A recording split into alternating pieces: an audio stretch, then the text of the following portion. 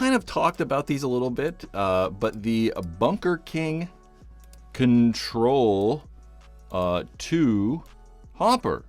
And I'm just going to read a bunch of stuff off. I wrote a bunch of stuff down.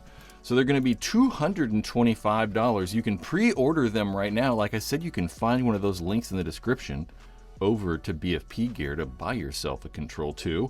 $225. They have a new compact drive hub feeding system, which is really just the reduced size on the drive cone, or that drive cone? Yeah, drive cone's the right word. Reduced size on the internals. They're now using eyes, so no more using the accelerometer in there. It's only using infrared eyes, pretty much just like the Spire 5. Increased bottom shell thickness, which is a good thing, you know. One of the things I don't like about the, or didn't like really about the Control, the plastic just felt really kind of thin, which wasn't bad. It didn't like, you know, break or anything, but it was on the gun. You could really like kind of move the hopper around because it was, the plastic was so thin. So now making it thicker, the hopper should probably feel a little bit more stable and just feel a little bit nicer. They've redesigned the back latch so that it apparently is a lot stiffer and the whole top shell can't come off as much. There's a stronger tray lock, and previously they were magnetic, so now it's kind of a lock, somewhat like the Spires have always been. There's like a toolless eye pipe kind of design, sort of like Dye's using.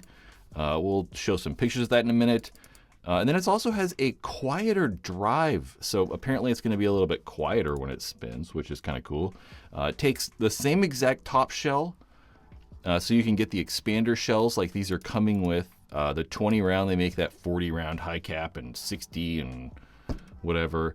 It's coming at 220. Like I said, it's coming with that high cap 220. So I think it's kind of cool. I mean, I think it's definitely an improvement. And we can look at some of the internals right here, and you can definitely tell that it's just way smaller. You know, previously, you know, the Spire has that huge piece in the middle. The Spire and the Control, you know, they got that big ass thing right in the center. So removing that huge piece right there, and then just making it a lot smaller is going to make it hold paint a little bit better. Make it hold a little bit more paint. And it also comes apart considerably different too now. So you can see that's really exactly the same. Do I actually have, I was going to say that like drive system comes off a lot different. You can kind of see right in the center of the drive area, there has that like, I don't know, star. That's actually a thumb screw. So it actually screws down now. You can't just pop it off anymore. They probably had to do that just to keep everything more compact. Having those internals like melded together is going to probably help it work a little bit better. So I'm curious. I mean, it's got like a whole redesigned internal system, which is cool. I mean, we haven't really seen much redesign from them in quite a while.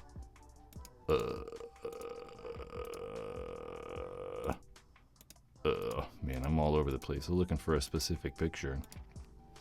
Yeah, and then you can see that too. So that's where the eyes are. You can see that main board kind of wrapping around the feed tube right there. And that clear piece of plastic right there actually goes inside the feed neck. So for some reason, if you want to take that off, you can.